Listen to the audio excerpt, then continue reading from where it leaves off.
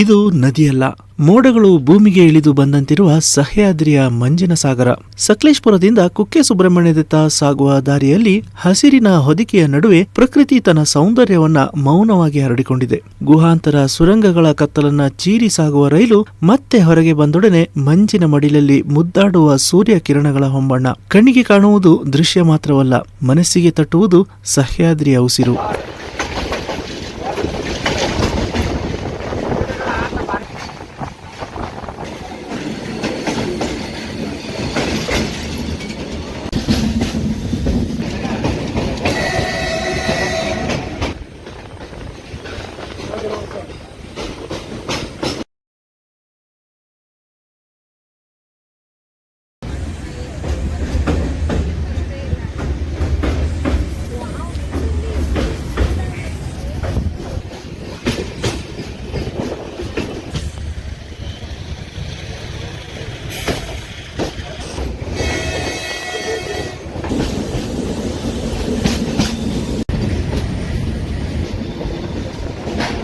Sir ನೋಡಿ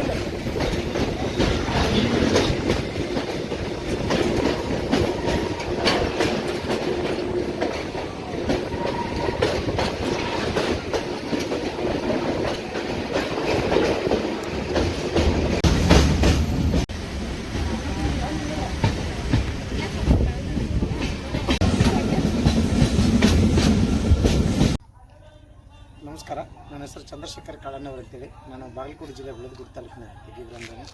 ವಿಶೇಷವಾಗಿ ನಾವು ಪ್ರತಿ ವರ್ಷ ಭಾರತೀಯ ರೈಲ್ವೆ ಇಲಾಖೆಯಿಂದ ವಿಜಯಪುರದಿಂದ ಮಂಗಳೂರಿಗೆ ಹೋಗುವ ಟ್ರೈನ್ ಒಳಗೆ ಬಹಳ ಪ್ರಕೃತಿ ಸೌಂದರ್ಯವನ್ನು ಸವಿಯೋದಕ್ಕೆ ಪ್ರವಾಸಿಗರಿಗೆ ಅತ್ಯುತ್ತಮವಾಗಿರ್ತಕ್ಕಂಥ ಒಂದು ಪ್ರಯಾಣ ಅಂದರೆ ಅದು ಬಿಜಾಪುರ ಮತ್ತು ಮಂಗಳೂರು ಟ್ರೈನು ಅನ್ನುವಂಥದ್ದನ್ನು. ಯಾಕಂದರೆ ಸಕಲೇಶಪುರದಿಂದ ಸುಬ್ರಹ್ಮಣ್ಯ ರೋಡ್ ಮಧ್ಯದಲ್ಲಿ ಬರುವಂಥ ಆ ಪ್ರಕೃತಿ ರಮಣೀಯತೆ, ಮೋಡಗಳ ಓಡಾಟ, ಗುಡ್ಡ ಬೆಟ್ಟಗಳನ್ನು ನೋಡಬೇಕು. ಎಷ್ಟು ಸುಂದರವಾಗಿದೆ ಅಂತಂದ್ರೆ 59 ಟರ್ಮಿನಲ್ಸ್ಗಳಿವೆ ಗುಹಾಂತರದೊಳಗೆ ಬರ್ತಕ್ಕಂಥದ್ದು. ಎಷ್ಟು ಸುಂದರವಾಗಿರ್ತಕ್ಕಂಥ ಪ್ರಕೃತಿ. ನಿಜವಾಗ್ಲೂ ಕುವೆಂಪುರವರು ಹೇಳುವಂಗೆ ದೇವರ ರುಜು ಮಾಡಿದನು ರಸವಸನಾಗುತ್ತಾ ಕವಿ ಅದನ್ನು ನೋಡಿದನು ಅನ್ನುವಂಥದ್ದು. ಏನಾದರೂ ದೇವರಂದ್ರೆ ಅದನ್ನು ನಿಸರ್ಗ ಅನ್ನುವಂಥ ಮಾತನ್ನು ಅವ್ರು ಹೇಳಿದ್ದಾರೆ. ಅದೇ ರೀತಿ ಕುಕ್ಕೆ ಸುಬ್ರಹ್ಮಣ್ಯಕ್ಕೆ ಬರಬೇಕಾಗಿರ್ತಕ್ಕಂಥ ಪ್ರವಾಸಿಗರು ಸಕಲೇಶಪುರ ಮತ್ತು ಸುಬ್ರಹ್ಮಣ್ಯ ಮಧ್ಯದಲ್ಲಿರ್ತಕ್ಕಂಥ ಪ್ರಕೃತಿ ಸೌಂದರ್ಯವನ್ನು ಸವಿಯಿರಿ, ನೀವು ಆನಂದಿಸಲಿ ಅಂತ ಹೇಳ್ತೀನಿ. ಎಲ್ಲರಿಗೂ ನಮಸ್ಕಾರ.